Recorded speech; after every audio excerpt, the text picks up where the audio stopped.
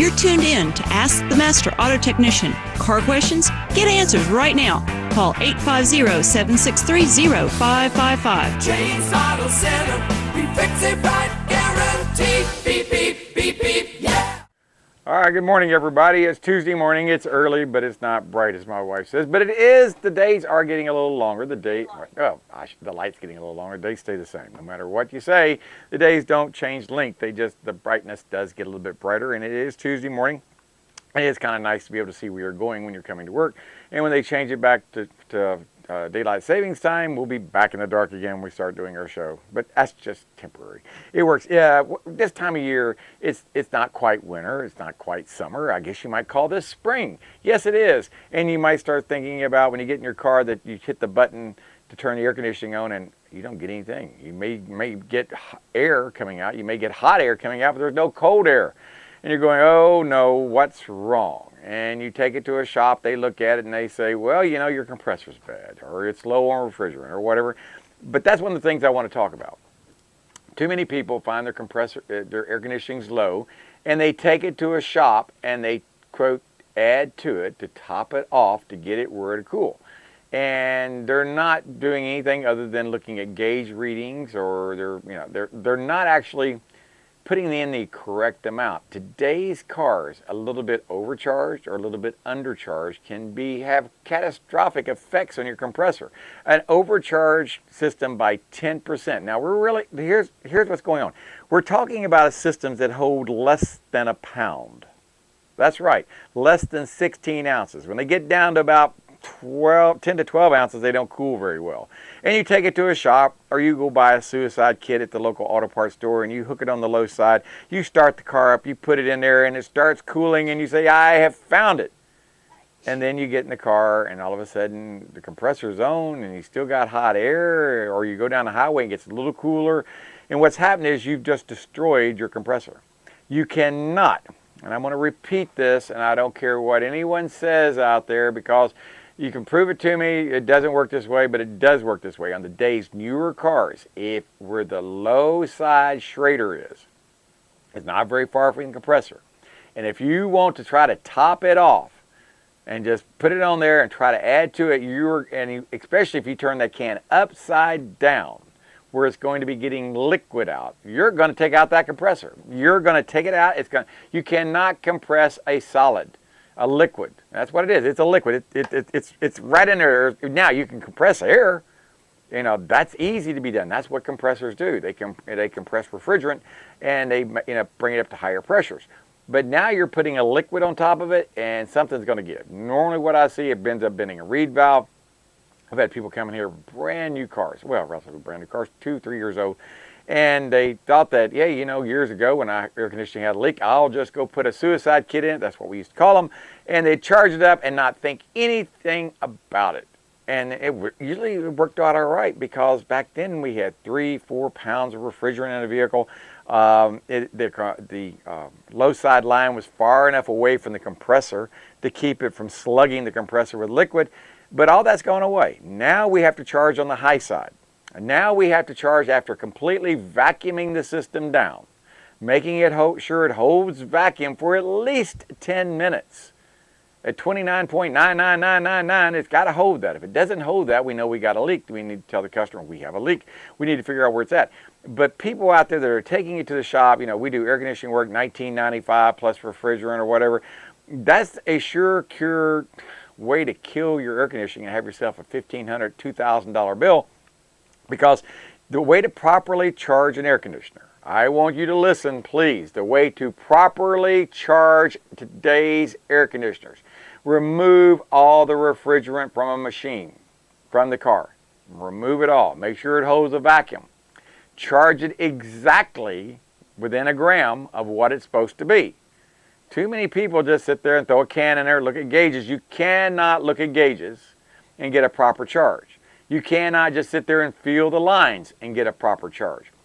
A little as 10% too much or 10% too little will destroy a compressor in short order. That's why I'm telling you, yes, you're going to pay more to get it done that way. But how much are you going to pay if they try to patch it up for you? Throw a suicide kit in there, try to top it off. It goes down the road, and you know, everything seems fine for a week, a month, and then all of a sudden you're back in the shop again with another, you know, with it not working at all. Now the compressor's bad. Not only do you have to change the compressor because it's grenaded on you, you got to change the condenser. You also got to change anything that, on some Hondas, when the compressor goes bad, you change the compressor, the lines, the condenser, the evaporator, the expansion valve, everything in the system. I mean, everything, because they've got little mufflers in the system that hold trash. And that's why they want you to change everything. Failure to do that will void your warranty on the compressor. They won't give you a warranty on it. Honest to goodness, I've seen that. I've seen a lot of things out there that sometimes I wish I didn't see. And a lot of times I find out the hard way after I've done it wrong, and then I try to get it warranted, and they say, it's on you. Dadgummit. You know, that's one of the things you learn in this business. You get the education as you're doing something. It really does. So it lets you kind of straighten things out. And you realize, go, man, I shouldn't have done that. But I'm letting you know, please, ladies and gentlemen, when your air conditioning's not working and you take it to a shop, don't have them top it off. I know that's what we are used to doing. Just top it off. Top off my air conditioning. $30, get them out of here. To do a job right, it takes an hour and a half to vacuum it down, do a leak check on it, add the dye, add the oil, charge it back up exactly, and do a performance check on it. That's what the book gives. Sometimes it takes longer than that. And you want me to charge you for a half an hour labor when it takes an hour and a half to 2 hours labor? I can't do that. Won't do that. I got people say, well, I've never paid more than $35 to get my air conditioning fixed. Well, you're driving a 1975 Chevrolet. No wonder you never paid more than that, because the car, you know, you've got a system on here. And that was in 1978. Well, yeah, you're driving around with an air conditioning system that holds 4 pounds of refrigerant. Today's cars hold less than, most cars hold less than a pound. Today's newer cars, less than a pound out there. And the refrigerant in today's newer cars is R1234YF. They all call it R1234YTF, but they call it RYF. And it's slightly flammable, and it might cost over $100 a pound. And how they check these systems out, we don't put refrigerant in it. Well, we can. They have told us if we want to put R134A in there, because this R1234YF is a drop-in replacement for R134A. And so they're saying, okay, if you get a car that comes in with R1234YF and you've got a leak in it, you don't want to put a $100 pound of refrigerant in it to try to find the leak. What they're telling us to do is, A, you can charge it up 134A temporarily and run the system and see if you get a leak coming out with your leak detector, see if it pops up. Or what they recommend is CO2. Yeah, you're sitting there, what? With global warming, CO2, yeah, it's amazing out there. The same scientists that tell us the world's warming and we can't have CO2 have come up with a new procedure where we take compressed CO2, carbon dioxide, and we inject it into the system. You know, with the car off. We don't have to start the vehicle up. We just pressurize the heck out of this thing. And we take a CO2 leak detector and we put it up there, and it picks up where the leak is. It's really, really neat. It's not kind of expensive, but that's where the R1234YF, that's how you're supposed to check them.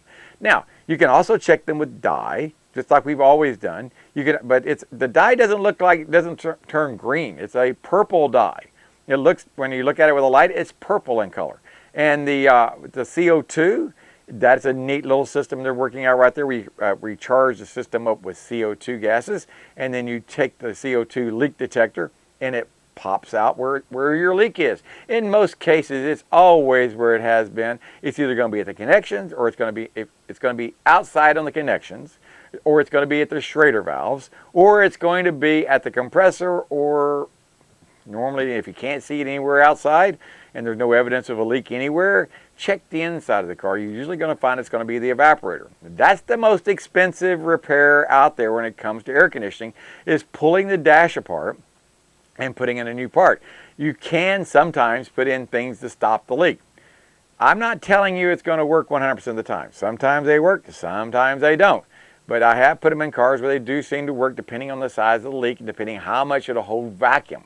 You know, if the system will hold 25 inches of vacuum for 30 minutes, this stuff will work.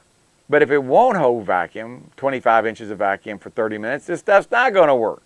I mean, there's only a fine line between 25 inches of vacuum versus 29.9. There's not a whole lot, but a teeny tiny leak can be sealed up with this. But if you do have it sealed up and you do put this additive in there, caution be warned.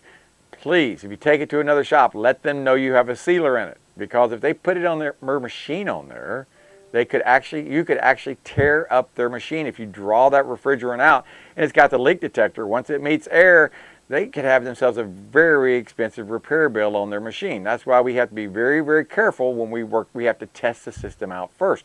Too many people don't understand what's involved in doing air conditioning right. That's why at James Auto Center, we constantly go to school. We constantly are learning the newest, greatest techniques on how to do air conditioning, how to diagnose them, how to make sure they're working correctly like they're supposed to. That's what we do best. And we've been doing this. We've been in business since 1980. And when I was in the Navy, that's what I did. I worked on air conditioning. I worked on diesel engines. I worked on hydraulics. I worked on gasoline engines. I worked on anything that was mechanical. I even helped plumbers do their job. When you're out at sea, you do just about anything that needs to be done.